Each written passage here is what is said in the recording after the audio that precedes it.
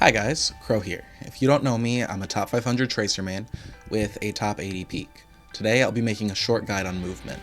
While my guides are generally in a rambling style, addressing multiple points at once, I don't believe that would be a good idea for this subject. Movement is complex, and people don't understand just how important it is to be skilled with it, especially on a movement-based hero like Tracer. If you're struggling with hit scans that never miss you, Hanzos that always land that perfect flick right to your head, or recalling right into a burst of sticky bombs, this guide is for you. Let's start with the basics, just normal strafing. Most people have very strict movement patterns, pressing both A and D at fairly consistent intervals. That makes them very easy to hit. If you know when someone is going to pass through a specific point, you're able to easily hit them when they pass through said point. This is why you'll see hit scan players holding their camera still. It's easier to predict that way, over going for a crazy flick if your movement isn't good. So how do we avoid this? Honestly, it's quite simple. Have a bias in your movement.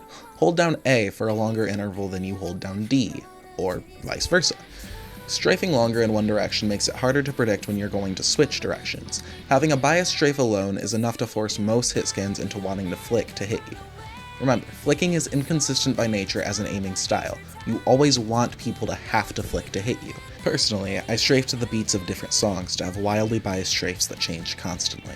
Now, it's important to factor in the weapon type. For fast projectiles and hit scans, you're going to want to strafe faster than if you were, say, trying to dodge a Pharah.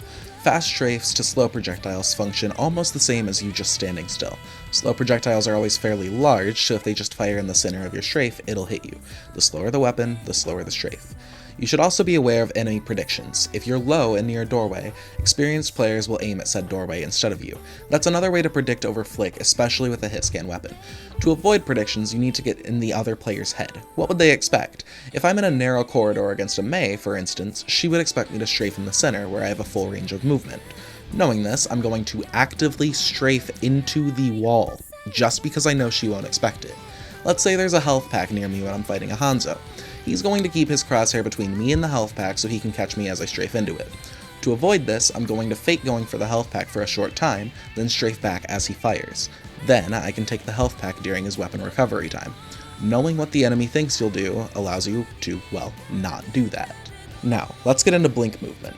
Blinks are, technically speaking, instant mobility. However, they enable some of the most frustrating shots on you. You know that moment when you blink and get sucked back into a flashbang or sleep dart? That isn't bad ping, it's just how blinks are coded. Blinks have a second hitbox of sorts attached to them.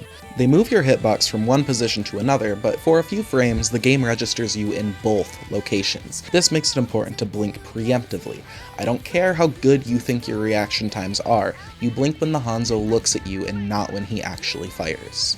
Blinks are most useful to force the enemy to massively reposition their crosshair to hit you. Because of this, Tracer wants to blink through people. Make people have to turn at least 90 degrees to hit you at all times. This gives you free shots on them while they readjust, allowing you to win 1v1s despite your comparatively low HP. You also need to space out your blinks to get the most use out of them.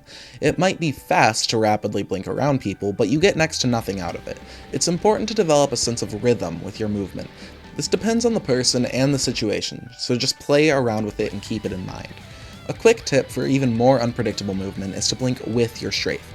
If you are consciously altering your strafe to blink, it's visible from the enemy's POV. To avoid this, you want to blink right as you naturally strafe back in that direction. This gives the illusion that you're blinking the opposite direction of where you're moving, which throws the enemy off for longer. Now, let's briefly touch on recall. Recall isn't that complex from an unpredictability standpoint. Just remember, it takes you back 3 seconds. If you were in the enemy's line of sight 3 seconds ago, you might want to stagger that recall to prevent getting shot out of it. This concludes my guide on movement. Be sure to leave a like and subscribe if you learned anything. Good luck out there, guys.